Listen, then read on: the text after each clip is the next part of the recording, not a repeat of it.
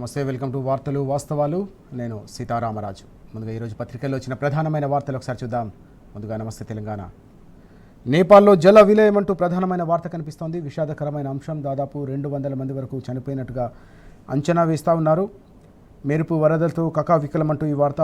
దాదాపు 750 మందికి పైగా గల్లంతైనట్టుగా అంచనా వేస్తూ ఉన్నారు. ఇందులో దాదాపు 150 మంది వరకు భారతీయులు కూడా ఉన్నట్టుగా అంచనా వేస్తూ ఉన్నారు. భూకంపం అలాగే కొండ చర్యలు ఒకేసారి విరిగి పడడం వల్ల ఈ భారీ విపత్తు తలెత్తినట్టుగా కనిపిస్తూ ఉంది. ఆ దృశ్యాలు అందరినీ కూడా తీవ్ర దిగ్భ్రాంతికి గురి చేశాయి. నిన్న మనం చూసాం, అనేక ప్రాంతాల్లో బ్రిడ్జిలు, ఫ్లైఓవర్లు, అలాగే అనేక జిల్లాల్లోని అనేక గ్రామాలు కూడా కొట్టుకుపోయాయి.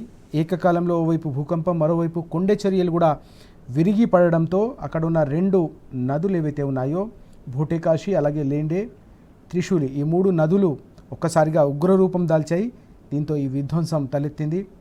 అనేక మంది ఆచూకీ ఇప్పటికి కూడా తెలియకపోవడంతో అందరూ కూడా తీవ్ర స్థాయిలో ఆవేదనలో ఉన్న సందర్భం కనిపిస్తూ ఉంది. దీంతో పాటుగా ఇక్కడ ఈషా ఫౌండేషన్కు సంబంధించిన 77 మంది కూడా ఈ గల్లంతైన వారిలో ఉండడం అనేది అత్యంత విషాదకరమైన అంశం. ఈషా ఫౌండేషన్కు సంబంధించిన వారు మనం చూస్తూ ఉంటాం, సేవా కార్యక్రమాలు, అలాగే అనేక రకాల ఆధ్యాత్మిక కార్యక్రమాలు, ఇతర అనేక అంశాల్లో కూడా వారు కీలక పాత్ర పోషిస్తూ ఉంటారు. అందులో దాదాపు 77 మంది గల్లంతవడం అనేది వారి కుటుంబాలకు తీవ్ర విషాదాన్ని నింపుతున్న అంశంగా మనకు కనిపిస్తూ ఉంది. ఇక రాష్ట్రానికి సంబంధించి సాగర్పై ఏపీ దౌర్జన్యం అంటూ ప్రధానమైన వార్త మనం చూడొచ్చు. ఇక్కడ నీటి తరలింపులో మరోసారి జులుం చేస్తోంది ఏపీ సర్కార్ అంటూ అంశం. రేవంత్ సర్కార్ ఉదాసీనతతోనే ఏపీ సర్కార్ రెచ్చిపోయిందనే అంశం కూడా కనిపిస్తూ ఉంది. కృష్ణా రివర్ బోర్డు అనుమతి లేకపోయినా ఈ దుశ్చర్యకు దిగారు. విద్యుత్ ఉత్పత్తి కోసమని నమ్మబలికి ఏకంగా గేట్ ఎత్తేశారు. అడ్డుకోబోయిన రాష్ట్ర అధికారులను కూడా బెదిరించారనే అంశం కూడా మనకు కనిపిస్తూ ఉంది. తప్పనిసరి పరిస్థితుల్లో తాగునీటి కోసం ఎడవ కాలువ ఓపెన్, డ్యాం వద్ద పోలీస్ పహారా ఉన్నా లెక్క చేయని ఏపీ, ప్రతిసారి జగడం అయినా పట్టని రాష్ట్ర ప్రభుత్వం అంటూ సాగర్పై ఏపీ దౌర్జన్యానికి సంబంధించిన వార్త. మరోవైపు రాష్ట్రంలోని సర్కార్ ఉదాసీనంగా వ్యవహరిస్తుందనే అంశం కూడా మనకు కనిపిస్తూ ఉంది. హెడ్ రెగ్యులేటర్ ద్వారా కుడి కాల్వకు అక్రమంగా నీటి విడుదల అంటూ ఈ వార్త. ఒకవైపు తెలంగాణలోని రైతుల పంటలు ఎండుతూ ఉంటే, మరోవైపు తెలంగాణకు హక్కుగా రావాల్సిన దక్కాల్సిన నీటిని కూడా తరలించుకుపోతూ ఉన్నారు. తెలంగాణ రాష్ట్ర ప్రభుత్వం మాత్రం చేష్టలుడికి చూస్తోందంటూ ఈ వార్త. ఇక గోదావరిలో వాటాకు చెల్లుచీటి, బనకచెర్లకు ఆమోదం, జల హక్కులకు విఘాతం అంటూ మరో కీలకమైన వార్త కూడా కనిపిస్తూ ఉంది. తెలంగాణ సాగుకు ఊరిపేనుతున్న రేవంత్ సర్కార్ అంటూ ఈ అంశం మనం చూస్తున్నాం. గతంలో కేసీఆర్ గారి హయాంలో ఒక్కో నీటి బొట్టును ఒడిసిపట్టి తెలంగాణ మాగాణాలను సస్యశ్యామలం చేసే ఒక సంకల్పానికి శ్రీకారం చుడితే ఇప్పుడు ఏకంగా తెలంగాణ సాగుకు ఉరిపేనుతా ఉంది ప్రభుత్వం, ఈ ముఖ్యమంత్రి అంటూ ఈ వార్త నమస్తే తెలంగాణలో ఫస్ట్ పేజ్లో మనకు కనిపిస్తూ ఉంది. నష్టమని తెలిసి కూడా పీబీ లింకుకు ప్రభుత్వం అంగీకారం తెలుపుతోందంటూ ఈ వార్త. ఇంజనీర్లు వారిస్తున్నా హెచ్చరిస్తున్నా కూడా సర్కారు పెడచెవున పెడుతోంది. గుట్టు చప్పుడు కాకుండా ఎంఓయూకు ఏర్పాట్లు చేస్తూ ఉన్నారు. అదే జరిగితే ఇక సమ్మక్క సాగర్ మనుగడ కూడా ప్రశ్నార్థకంగా మారబోతోంది. దాని కింద ఆయకట్టంతా కూడా ప్రశ్నార్థకం కాబోతోంది.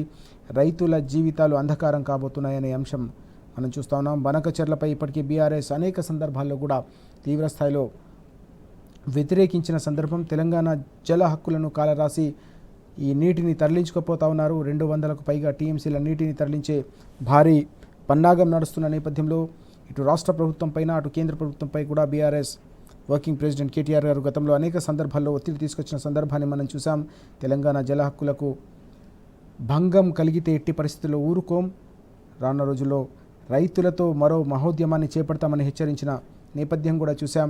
ఈ క్రమంలోనే మరోసారి తెరపైకి తీసుకొచ్చిన ఈ బనకచెర్లకు బనకు సంబంధించిన వ్యవహారం, దీంతో పాటుగా ఢిల్లీకి సంబంధించిన ఆమోదం కూడా ఉంది అనే ఒక అంశము. ఫైళ్లు చకచకా కూడా కేంద్ర ప్రభుత్వ అధీనంలో ఉన్న కేంద్ర జలశక్తి అధీనంలో కూడా ఫైళ్లు కదులుతున్నాయనే అంశం కూడా కనిపిస్తోంది. ఈ క్రమంలోనే మొత్తం వ్యవహారంపై తెలంగాణ రైతాంగంలో మరోసారి ఆందోళన వ్యక్తమవుతోంది. బనకచెర్లకు ఆమోదం, జల హక్కులకు విఘాతం అంటూ ఈ వార్త మనం చూస్తున్నాం. ఇక ఏపీ జలదోపిని అడ్డుకునే సోయి లేదా అంటూ నిన్న బీఆర్ఎస్ నేతలు కదం తొక్కారు. హుజూర్ నగర్, నేరేడ్చర్లలో మహాధర్నా నిర్వహించారు. తెలంగాణ రైతును ఆదుకోవాలనే ధ్యాస ఎక్కడుందంటూ నిలదీసిన అంశం మనకు కనిపిస్తోంది. ఇక్కడ సాగునీటి కోసం కథ తొక్కిన రైతులు, బీఆర్ఎస్ నేతలు అంటూ ఈ వార్తను మనం చూస్తున్నాం. మాజీ ఎమ్మెల్యే బొల్లం మల్లయ్య యాదవ్ గారితో పాటుగా రైతులంతా కూడా సంఘటితంగా అక్కడ సాగర్ ఎడమ కాలువలో దిగి మరీ అక్కడ నిరసన తెలుపుతున్న దృశ్యాలు, ఆ ఫోటో వేయటం కూడా మనకు కనిపిస్తోంది. పెద్ద ఎత్తున బీఆర్ఎస్ శ్రేణులతో పాటు రైతాంగం అంతా కూడా అక్కడ కథం తొక్కారు. మాజీ ఎమ్మెల్యే గారు కూడా అక్కడ ఉన్న పరిస్థితి మనకు కనిపిస్తూ ఉంది. ఇక బెదిరింపుల బుజ్జగింపుల డిప్యూటీ సీఎంతో నేతల భేటీలు అంటూ కాంగ్రెస్ అంతర్గత వ్యవహారానికి సంబంధించిన వార్త. నిద్రలోనే మృత్యు ఉడికి అంటూ మరో విషాదకరమైన అంశం. ఐరన్ పిల్లర్స్ మీద పడి 6 దుర్మరణం అంటూ మరో వార్త కూడా కనిపిస్తోంది. ఇక తెలంగాణకు సంబంధించిన విద్యార్థి సహా 3 దుర్మరణం చెందారు అమెరికాలో రోడ్డు ప్రమాదంలో. ఆ అంశం కూడా మనం ఇక్కడ చూస్తూ ఉన్నాం. ఇవి ఈరోజు మనకు కీలకంగా కనిపిస్తున్న వార్తలు.